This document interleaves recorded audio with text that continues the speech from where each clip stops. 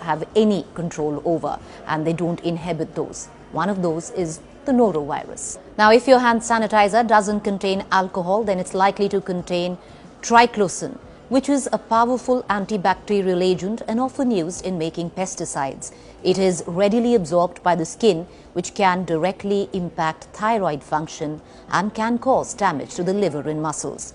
Another thing, have you ever thought, a lot of us, especially now, immediately reach out for a hand sanitizer, use it, and then start eating something. Have you thought the kind of chemicals that you're consuming? Well, there are a lot of chemicals in hand sanitizers, and frequently consuming hand sanitizers because you don't wash your hands, you use a hand sanitizer instead, and then you use your hands to eat food. You're ingesting the hand sanitizer. Well, it can be very harmful for your immunity, counterproductive, especially for very young children. If kids constantly consume this product, then first it can lead to alcohol poisoning, and secondly, it can lower their immunity to such a level that the body's defense mechanism is in a constant fighting mode, which leads to weakened immunity. This can cause serious side effects when they grow older as well. These adults have a weak immune system and will be more vulnerable to diseases. Moreover, if your hand sanitizer is scented, that means it's loaded with toxins and chemicals.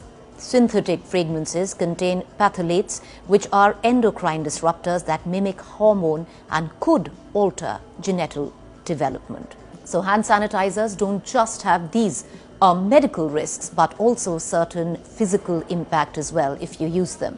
As we told you, that sanitizers contain alcohol, which make it highly flammable. So if putting alcohol on your hands, you go near any fire, it can cause some serious burns. One such incident had happened in Rewari, where a person had suffered 35% burns because he was in close proximity to a kitchen stove while using hand sanitizer on his clothes. There is a video that is circulating that seems to suggest a car in Delhi caught fire because a hand sanitizer kept in the car actually burst, leading to the car catching fire.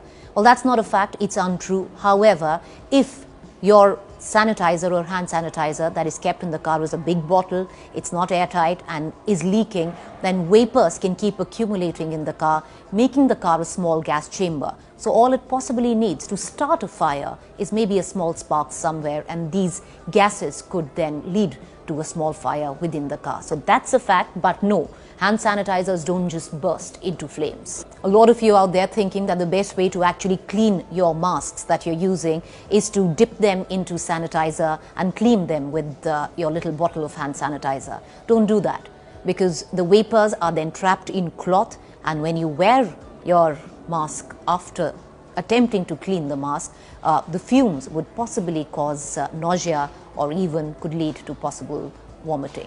So here is how you can prevent yourself. Wash your hands using soap and water. Keep the sanitizer away from children. Keep hand sanitizers stored in bottles in a cool and dry place. Keep it in a safe distance from the kitchen and never apply it before you're going to cook or even eat. Clean your mask with regular soap and water. So ultimately, yes, hand sanitizers at this point of time could be an essential commodity if you don't have water and soap within easy access. Because if you do, that should be your first priority. Wash your hands with soap before you use a hand sanitizer.